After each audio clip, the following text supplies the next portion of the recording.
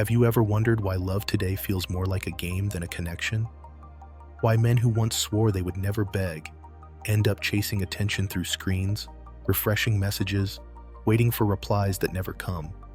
We live in an age where affection is currency and validation is the new drug. Social media has turned desire into performance and relationships into transactions of status and approval. Every post, every like, every story is part of a silent competition to prove worth. But beneath that competition lies something far older, something darker, something Schopenhauer understood long before the digital age. That what we call love is not a romantic bond, but a biological command. You think you are choosing who to love, but in truth, nature is choosing through you.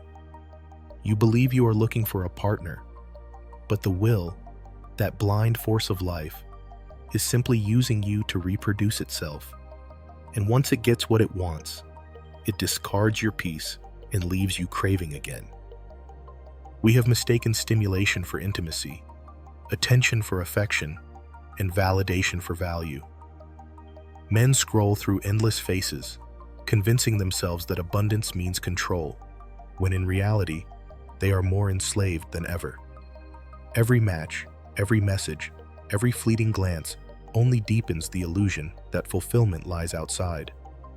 But no algorithm, no perfect body, no romantic story can free you from the truth Schopenhauer revealed. That love, as we experience it, is not liberation, but servitude. It is the will disguised as passion, the instinct of survival dressed as emotion. And until you see through it, you will continue to suffer for what was never yours to control. This is not about rejecting love. It is about exposing its secret architecture. It is about seeing the trap before it consumes you. Love today has become the most marketed dream in existence. Every song, movie, and podcast tells you that finding the right person will fix everything that feels empty inside. You scroll through endless videos teaching how to attract, impress, or keep someone, as if affection were a product that can be optimized. Yet the more advice you follow, the more confused you become, because nothing truly works for long. You start to realize that love has turned into a negotiation, a subtle trade of attention, status, and comfort. People no longer ask, "Who are you?" They ask, "What do you offer?" The truth is, what most call love is not connection, but projection. It is the attempt to fill a void you refuse to face alone. You do not fall in love with someone. You fall in love with what you hope they will fix.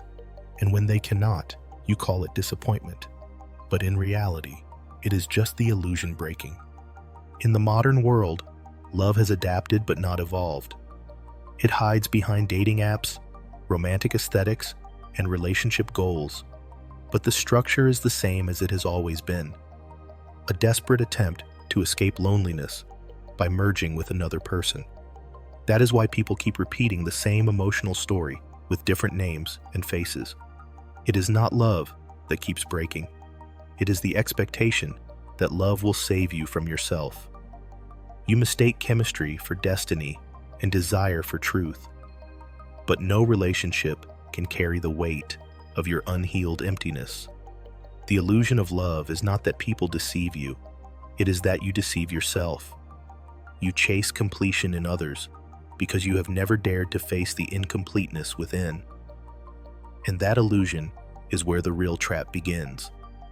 Every man believes he chooses what he wants. But look closer, and you will see that wanting is not a decision. It happens before thought.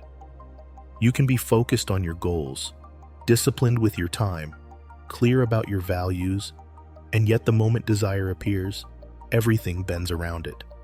You see someone, and suddenly, your plans no longer matter. You call it attraction, chemistry, destiny. But it is something deeper pulling you. It is not reason. It is not logic.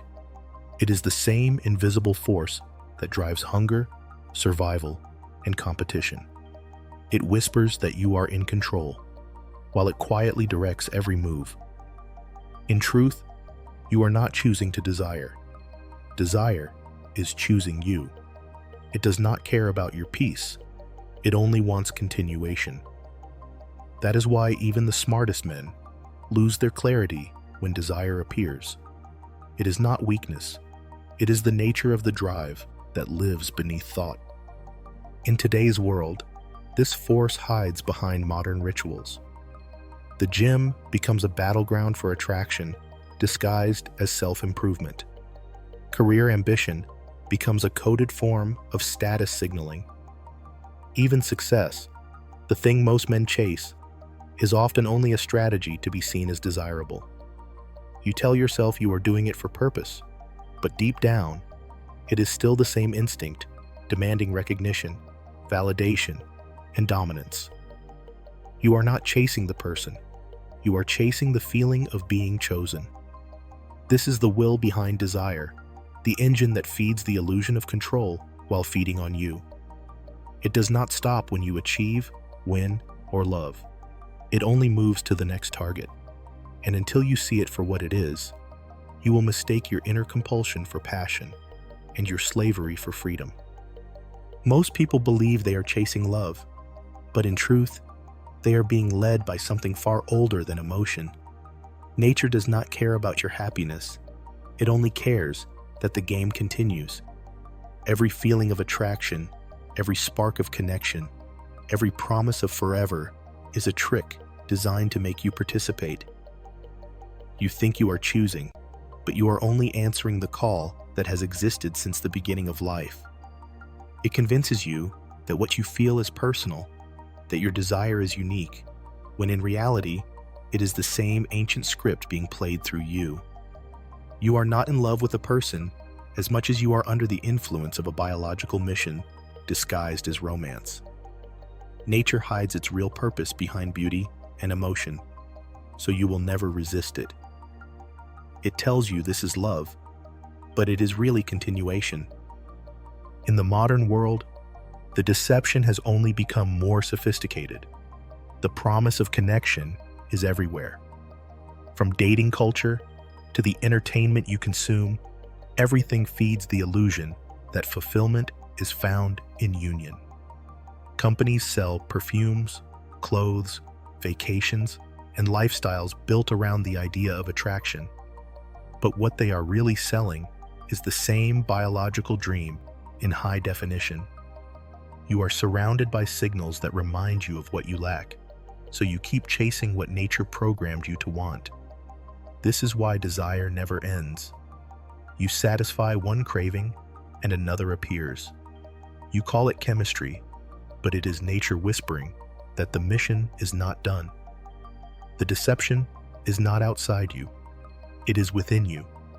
It works through your instincts, your fantasies, and your need to belong. Until you see that, you remain a willing servant of the oldest system that exists. If you look closely, you will see that women rarely move without purpose in matters of love. What men often mistake for emotion is usually instinct, wrapped in sensitivity.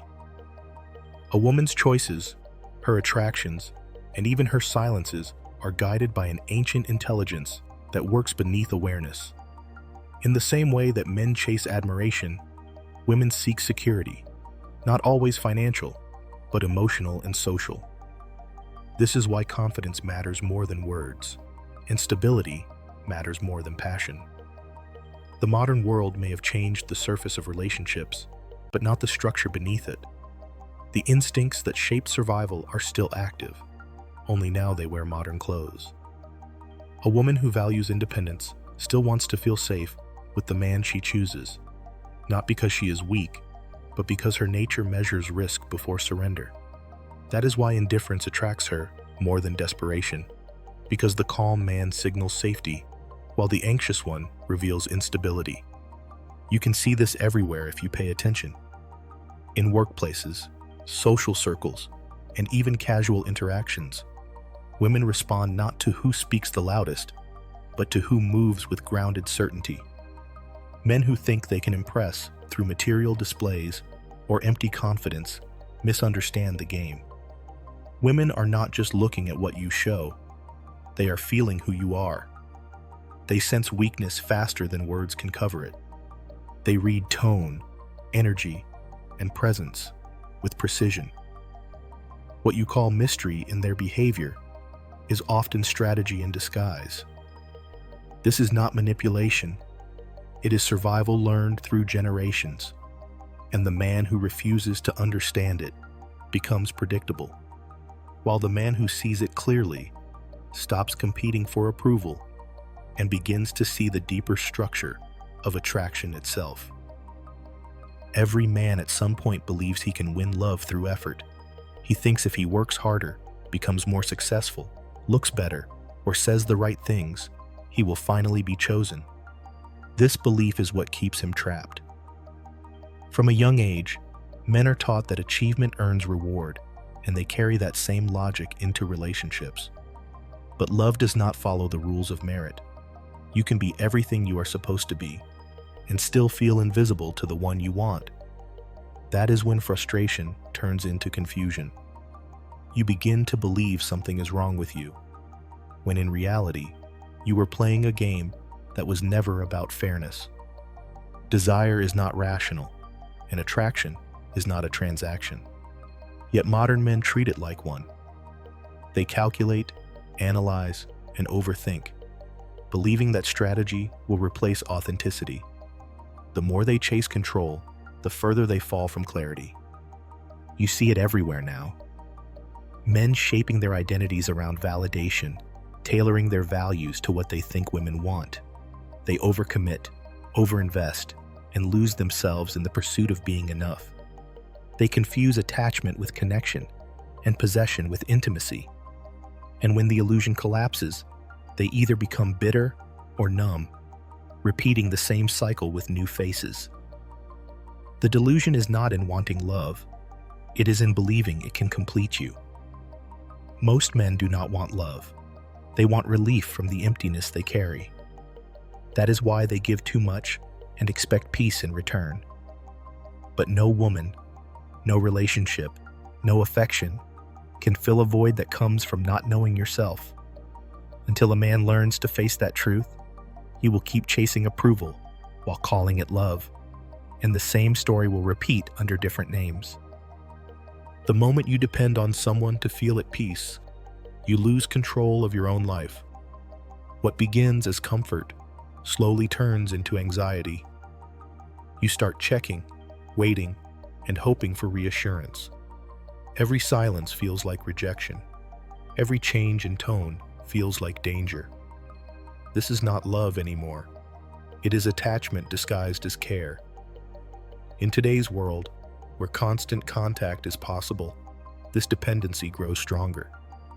You can message, call, or track someone at any time, and that illusion of closeness feeds the fear of losing them. It becomes a cycle of control, masked as connection. You think you are protecting what you love, but you are only protecting your own insecurity. This is why even good relationships turn heavy, not because people change, but because one starts to confuse love with possession. When you rely on someone else to regulate your peace, you become a prisoner of their behavior. You can see this truth in how people react after loss or betrayal. They fall apart, not because the other person is gone, but because their identity was built around that bond. They had no inner foundation left.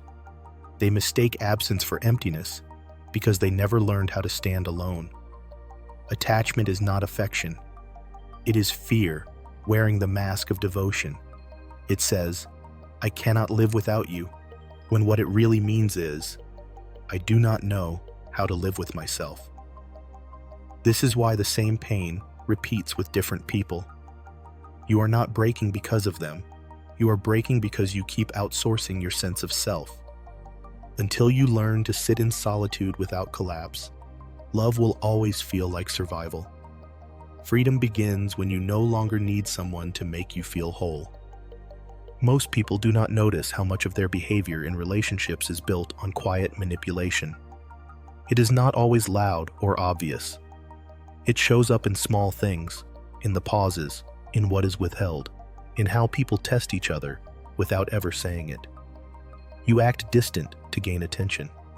You act strong to hide fear. You give affection to receive validation. The game is constant. Both men and women play it, not because they are bad, but because everyone is trying to survive emotionally. Modern dating has made this cycle even worse.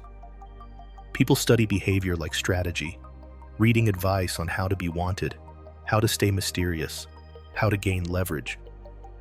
But no one asks what happens when love becomes negotiation. The truth is, manipulation has become the new language of affection. The goal is no longer connection, but control disguised as care. Look around and you will see how deep the pattern runs. Men act emotionally unavailable to seem powerful, and women mirror that detachment to protect themselves. Conversations become battles of attention instead of moments of truth. You start timing your replies, holding back compliments, pretending not to care, all to appear stronger. But what you are really doing is trading authenticity for defense. It is not confidence that grows from this. It is exhaustion. The need to win replaces the need to understand. You end up surrounded by people, yet never seen by anyone. The manipulation is not always intentional, but its effect is the same. It keeps both sides guarded, suspicious, and distant. And as long as this game continues, no one feels safe enough to love honestly. The cycle only ends when one person decides that truth is worth more than control. There always comes a moment when the story you built around love begins to fall apart. It can happen quietly, in the middle of a conversation that suddenly feels empty, or violently, through betrayal that leaves you stunned. What hurts most is not losing the person, but losing the meaning you gave them. You start to see that the relationship was never what you thought it was. It was a reflection of your hopes and fears. The fantasy that kept you chasing begins to fade, and for the first time, you face what was real all along: your dependency. You realize how much of your identity was built around being wanted, how much of your confidence depended on someone else's attention. That is when the collapse begins. The illusion you fought to protect turns into the very thing that destroys your peace. You do not just lose someone, you lose the version of yourself that only existed with them. In today's world, this collapse happens faster because everything moves at the speed of distraction. You replace people like apps, thinking the next connection will erase the pain of the last. But nothing truly changes because you carry the same unhealed version of yourself into every new beginning. Modern love rarely ends with closure. It ends with silence and avoidance. People disappear instead of explaining, leaving you to fill the blanks with stories that hurt more than the truth. Yet that silence is a mirror. It shows what you have been avoiding within yourself. Every collapse, no matter how painful, is a form of awakening. It strips away illusion until only reality remains. What breaks you is what finally forces you to see that love was never meant to complete you, only to reveal where you were incomplete. It is strange how people claim to want peace but cannot stand being alone. The silence feels too heavy, the room too quiet, the mind too loud. That is when most people reach for distraction. Some scroll endlessly, some chase new faces, some bury themselves in work. Anything to escape the stillness that exposes what they really feel. In truth, most relationships today are not built from love, but from fear of solitude. People enter them to avoid the discomfort of sitting with themselves. They call it connection, but often it is dependency in disguise. The modern world makes this fear worse because everything around you screams that being alone means being unwanted. You are told to always be social, always be in contact, always have someone. Yet when you are constantly surrounded by noise, you never learn how to listen to your own thoughts. Being alone is not punishment, it is clarity. It is the space where you begin to see who you really are without anyone to perform for. It is the moment when you stop seeking validation and start recognizing your own worth. But that realization comes with pain, because before you find peace, you have to face the parts of yourself that you kept hidden under relationships. That is why solitude feels like withdrawal. You are detoxing from the illusion of being needed. In today's world, few people reach this point because they mistake loneliness for failure. They do not see that every strong man, every centered woman, has learned to be comfortable in their own company. The fear of being alone keeps people trapped in cycles of shallow love. Freedom begins when you no longer chase company out of emptiness, but choose solitude out of strength. There is a quiet moment in every relationship when power begins to shift. It does not happen through arguments or clear words, but through subtle changes in attention. One person begins to care a little more, and the other begins to withdraw. It is never announced, but it is always felt. This imbalance becomes the foundation of most modern relationships. The one who loves deeper ends up walking on eggshells, afraid to lose what they value most. The other begins to sense that power and unconsciously protects it. This is how control enters love. It is not always intentional, but it is always destructive. In today's world, this dynamic is everywhere. It plays out in text replies that take hours, in one-sided efforts, in the quiet competition over who cares less. People start to measure their worth through how much the other person reaches out first. Love becomes a scoreboard instead of a safe place. This power game thrives because everyone is terrified of being seen as the one who needs more. Modern dating teaches people that caring too much is a weakness, so they hide their emotions, act indifferent, and turn affection into strategy. But the truth is, real power is not in control. It is in emotional honesty. The person who can love without losing self-respect is the one who holds the strength others pretend to have. Yet very few people reach that level because they are too busy protecting their ego. They want to be desired, but not vulnerable, admired, but not exposed. So they chase connections while building walls.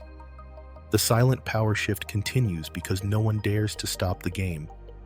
But the moment someone decides to love without fear, the balance returns, and the game finally ends. At some point, every man must face the truth that no one is coming to save him. Not a partner, not success, not validation. Life eventually strips away every illusion until all that remains is you in the mirror.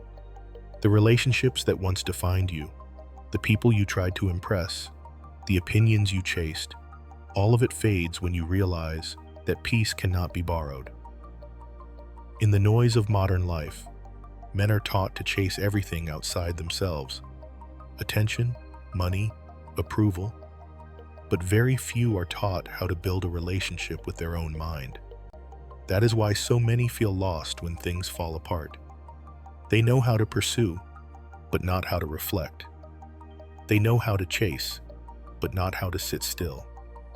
The real return begins when you stop running from silence and start listening to what it reveals about you. Modern men live in constant performance. They post, they prove, they chase results just to feel seen. But beneath that surface is exhaustion, the quiet kind that cannot be solved by distractions or achievement. The strength that once came from survival now has to come from awareness.